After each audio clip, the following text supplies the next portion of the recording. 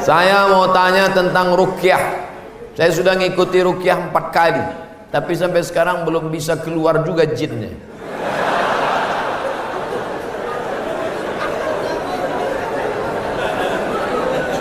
Nanti pergi ke Pekanbaru, mana tahu hari libur, di belakang Hotel Premier ada Masjid Al-Falah. Ini nomornya, catat. Mana tahu ke Pekanbaru. Mungkin sama Ustadz ini jin itu tak takut, yang ini dia takut. Catat nomornya. Ketua Asosiasi Ruqyah Indonesia Provinsi Riau Daratan. Namanya Ustadz Saifullah. 0812 768 9119. 0812 768 9119. Kalau emergensi 911. Kalau diganggu hantu 119. Datang ke sana. Jadi tak salah kita coba.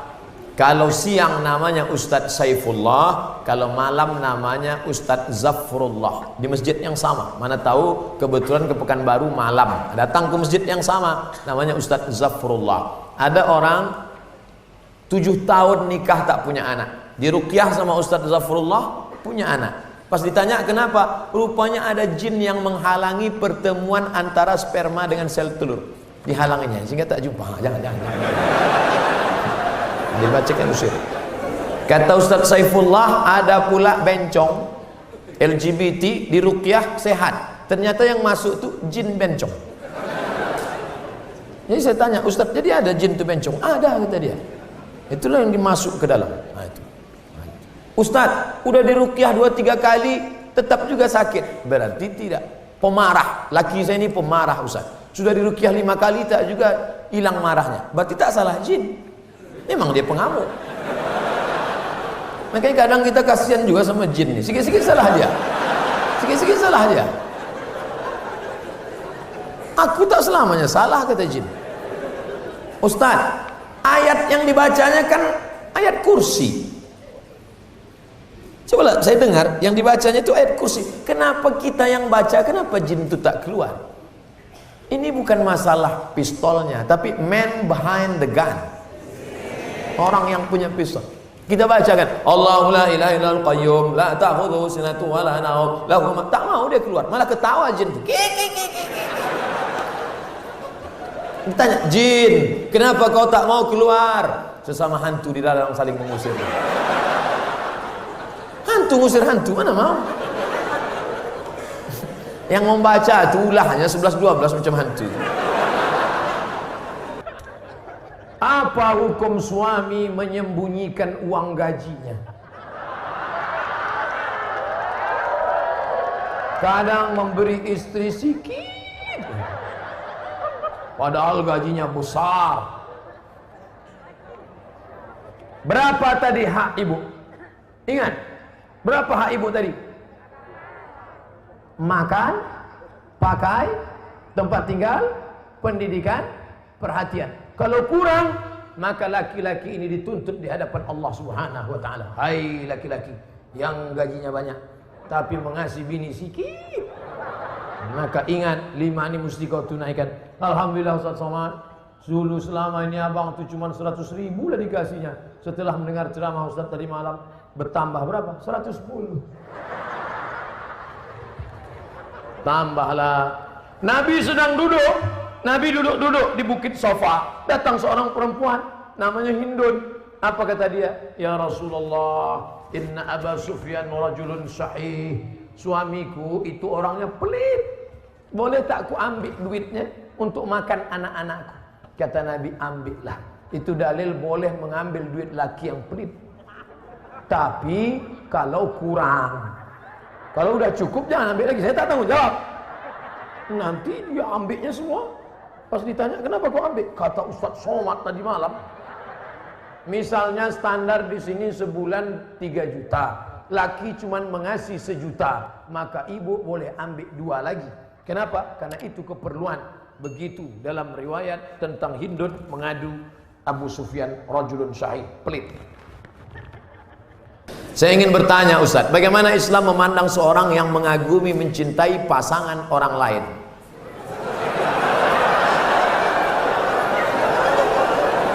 Bagaimana pula jika orang itu memiliki perasaan yang sama dengan kita?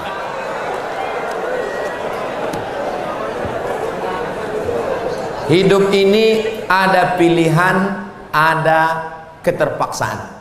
Hidup ini ada pilihan, ada keterpaksaan. Saya mau ceramah antara duduk dan berdiri. Pilihan atau keterpaksaan? Pilihan. Ustadz mau duduk atau berdiri? Saya pilih berdiri. Kenapa Ustadz pilih berdiri? Menunjukkan bahwa saya masih muda, masih sehat. Antara minum atau tidak minum, pilihan atau keterpaksaan? Pilihan. Minum atau tidak, terserah saya. Mau saya minum, mau tidak, itu pilihan saya. Nah, masalah cinta. Cinta itu pilihan atau keterpaksaan? Cinta tidak pilihan. Cinta adalah keterpaksaan. Oleh sebab itu maka kadang kita tengok orang ganteng bininya buruk. Kenapa? Terpaksa. Cinta tak bisa memilih. Ketika dia rasional, dia tidak cinta. Maka ketika kita senang dengan orang, kadang kita pun tak tahu alasannya. Kenapa kita tiba-tiba senang dengan orang? Nah, cinta tidak bisa memilih. Ketika kita suka dengan orang, apakah kita berdosa? Tidak.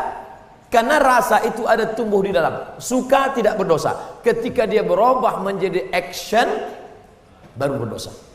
Suka kita dengan orang, tak dosa. Tapi ketika kita dekati, minta nomor HP-nya, baru dosa.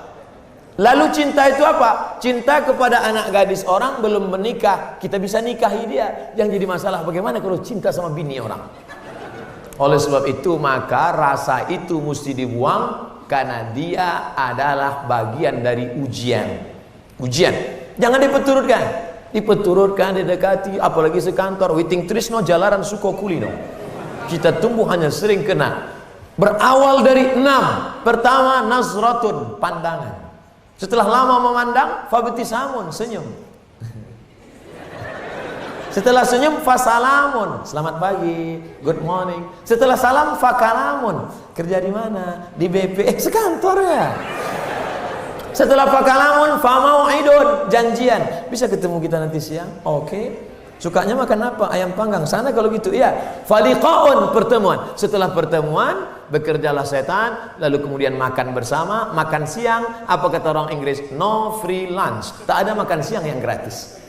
Akhirnya terjadilah apa yang terjadi. Maka kalau ada bibit-bibit itu terasa di dalam, tekanlah dia, jangan lagi pandang, jangan diperturutkan. Itulah nilai jihad. Bukan jihad berdarah-darah melawan Belanda, tapi jihad hawa nafsu yang justru jauh lebih besar. Melawan meriam Belanda banyak orang tahan, meriam Belina apa ya? Bagaimana hukum kita sholat berjamaah di suatu lapangan, terus sopnya putus-putus? Mohon penjelasannya Pak Ustaz. Sawus sufuf, luruskan sop. Fa inna taswiyatas sufu min tamamis sholah. Lurusnya sop bagian dari kesempurnaan. Sholatnya sah, tapi kurang sempurna. Sholat tadi berjamaah di sini sah, tapi kalau putus-putus kurang sempurna. Imam, luruskan dulu, tengok. Saya sholat di Masjid Istiqomah di Bengkalis. Apa kata imam? Luruskan sholat, matikan HP.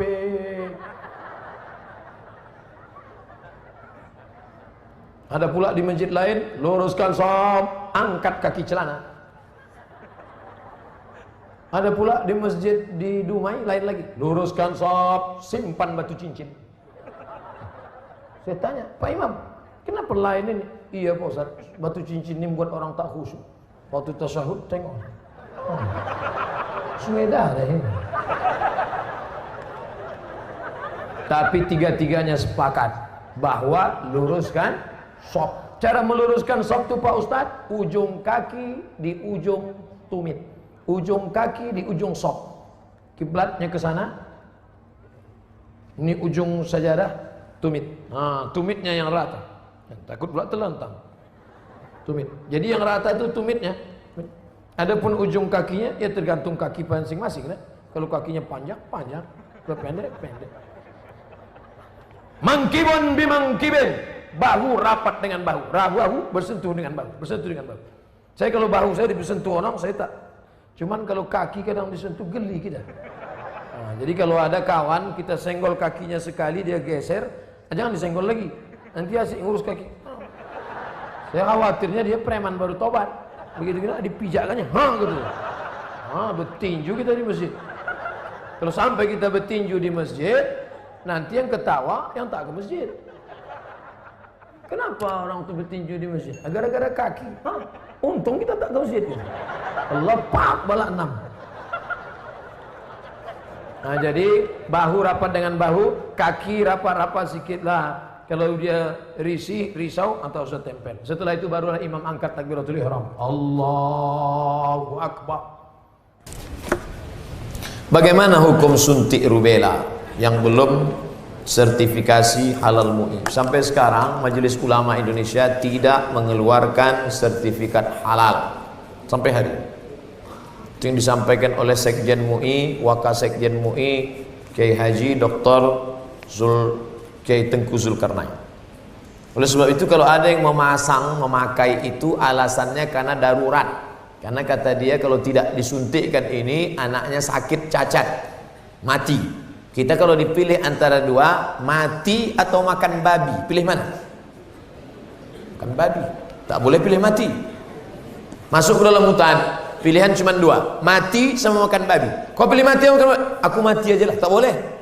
Mesti makan babi. Ambil kecap, colek-colek babi itu.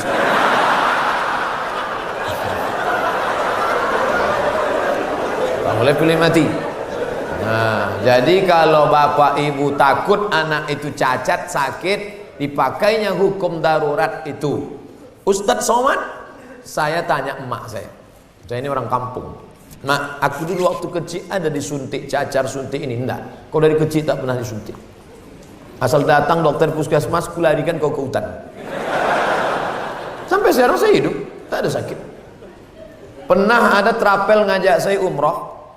Ustadz, kapan Ustadz ada kosong mau suntik? Kalau kalian mau berangkat, berangkat. Tapi aku terus terang tak bisa suntik. Kalau tak dapat visa Pak Ustadz, saya tak berangkat. Sampai hari H saya tak suntik. Tak bagaimana ceritanya mereka dapat visa, berangkat. Katanya kalau tak suntik sakit mati. Tak mati. Tapi ini tak bisa jadi hukum. Saya tak mati, yang mendoakan saya banyak. Nah, sebanyak ini mendoakan. Mana ngumpan kuman-kuman virus-virus? Pak Ustadz, berdosa tak kita memarahi ibu? Alasannya ibu keluar rumah tak menggunakan hijab. Oh, tak boleh nak. Mentang-mentang kau sudah pengajian, lalu kau panggil emakmu, mak sini sebentar. Assalamualaikum warahmatullah, neraka jahanam. Bukan begitu caranya. Wa in jahadaka ala an tusyrika bima laysa laka bihi ilmun. Kalau emak bapakmu memaksamu untuk mempersekutukan aku, fala tuti'huma, jangan kau patuhi dia. Tapi untuk melawan tetap tak boleh. Wa sahibhuma fid dunya ma'rufa, tetaplah bergaul dengan jangan kalian yang menasihati dia. Datangi Pak Wan, datangi Pak Bupati, datangi Pak Wabub. Pak, bisa tak Bapak nasihati mak saya? Mak saya ini takut sama bapak. Nah, panggil Pak Bupati, Bu sini. Ibu kenapa tak juga begitu? Iya Pak, insya Allah saya begitu. Gitu. Jadi mulutnya mulut mereka, pesannya dari kita. Jangan kita ngomong. Kita sebagai anak tidak pernah bersar di hadapan orang tua kita. Saya Abdul Somad LCMA, penceramah, tapi di depan mak saya, alah kau udah kecil. Ibu tak pernah melihat anaknya itu besar. Anak itu tetaplah anak kecil yang dulu dia gendong-gendong. Maka pakai lidah orang lain. Cari tokoh-tokoh adat, tokoh lembaga adat Melayu, nenek mama, tokoh masyarakat. Datuk, bisa tak Datuk nasihati? Nenek, bisa tak nasihati emak saya belum berjilbab? Aku pun tak berjilbab juga. Apa hukum orang yang mampu beli mobil tapi minyaknya pakai subsidi premium? Ini nyindir saya nampaknya. Janganlah main sindir-sindir. Kalau mau turun saya baru tanya langsung. Berat menjawabnya ini. Kita bandingkan dengan negara lain, bagaimana harga minyak, bagaimana hebatnya negeri kita, gemah ripah, loh jenawi, tongkat dan batu jadi tanaman, untayan zamrud, katulistiwa di bawah minyak, di atas minyak. Bagaimana nasib saudara kita di Anambas yang begitu kaya dan hebat, tapi 24 jam saya di sana, HP saya tak berbunyi sama sekali. Nah, ini kan luar biasa. Oleh sebab itu pengaturan minyak, subsidi segala macam, mudah-mudahan ke depan pemerintah lebih baik insyaallah. Ini hak kita sebagai warga negara. Mestinya kita ini kalau dilihatlah minyak kita dengan gas kita, dengan batu bara kita, dengan negeri terkaya di dunia, tak ada apa-apanya Brunei Darussalam. Ustaz, apa hukumnya membawa HP ke toilet? Misalnya main game.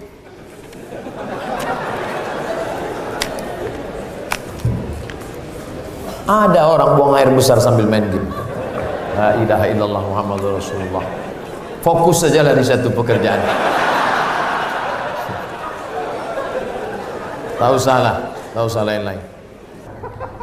Pak Ustadz, saya mau nanya, apakah orang yang bertato itu tidak diterima sholatnya? Ada orang pakai tato.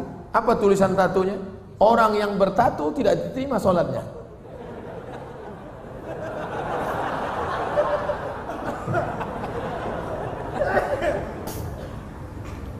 Tato adalah kahal.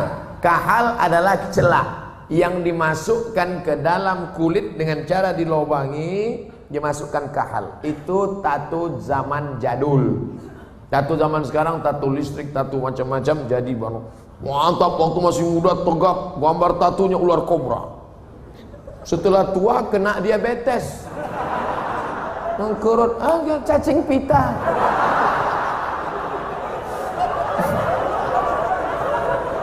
Sebelah kanan gambar burung gagak yang sedang ingin terbang menangkap serigala. Tiba-tiba karena sudah tua, kurus, keriput, gambar burung puyuh. Dulu preman tengik, sekarang tobat. Nah, apakah setelah tobat dia perlu menyetrika tatonya? Tobat, sekarang ada cacing pita, mau disetrika lurus. Maka saudara-saudaraku yang sudah bertato tidak perlu menyetrika tatonya, wuduknya sah, air wuduknya masuk, sudah dikaji oleh para ulama, tidak perlu membuang tatonya.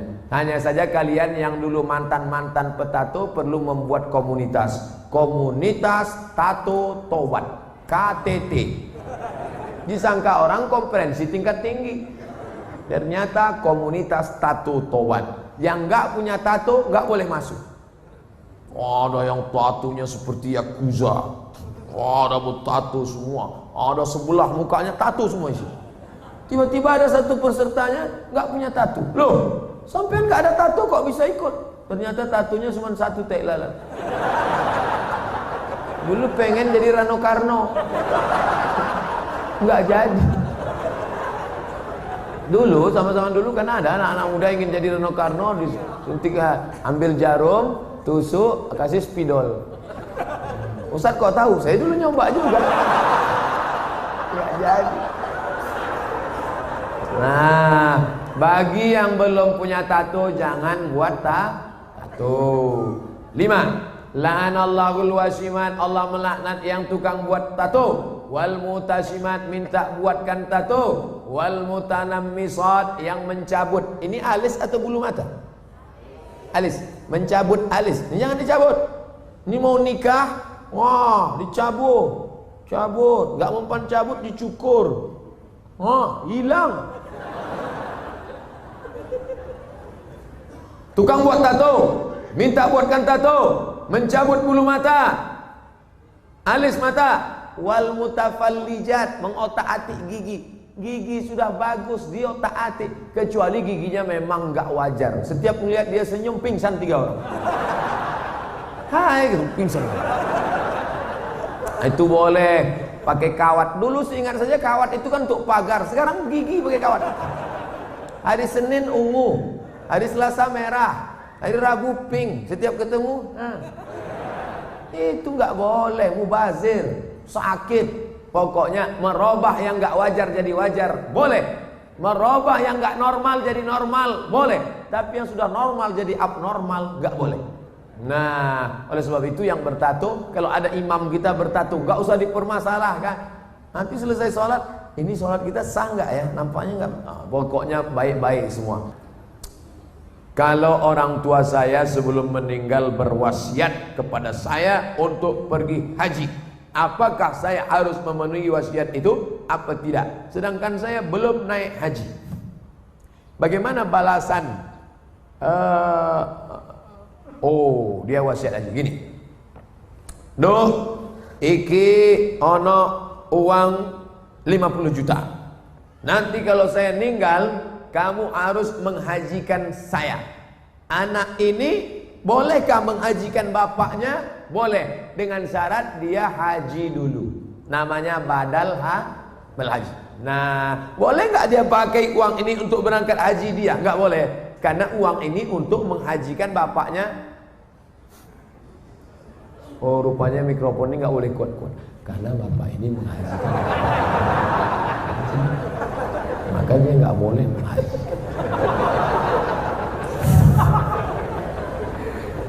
Jadi dia harus haji dulu, baru dia bisa menghajikan bapaknya. Dalilnya mana? Labbaik Allahumma subruma, labbaik Allahumma subruma. Aku menghajikan subruma, aku menghajikan subruma. Sampean kenes dulu. Come here for a moment. Sini sebentar. Kamu tadi menghajikan siapa? Menghajikan Subruma. Subruma itu siapa? Sedulurku. Aku menghajikan Subruma. Sampean wis haji apa ora? Urung. Haji dulu dirimu, baru hajikan orang lain. Nah, kebetulan nanti anaknya dapat uang, dia berangkat haji, bawa uang almarhum yang 50 juta tadi. Kebetulan nanti di Makkah ketemu mahasiswa dari Semarang, anak KSW, kekeluargaan Wali Songo. Di Mesir, kalau anak Jawa Tengah itu nama persatuannya KSW, kekeluargaan mahasiswa Wali Songo. Kalau kami anak Riau namanya KSMR, kelompok studi mahasiswa Riau. Ustaz kok tahu? Kami dulu tetangga di Kairo. Kami di atas anak Riau, di bawah anak KSW, kawan akrab. Nah, tanya dia, sampean dari mana? Dari Kairo, sedang haji ya? Iya, rumahnya di mana? Di Semarang. Oh, ketepatan, saya mau membadalkan haji bapak saya. Lihat dulu mana KTP-nya, betulkah pelajar dari Al-Azhar? Jangan sampai ngaku-ngaku bohong. Lalu kemudian serahkan, ini badal haji untuk bapak saya. Maka hajinya sah.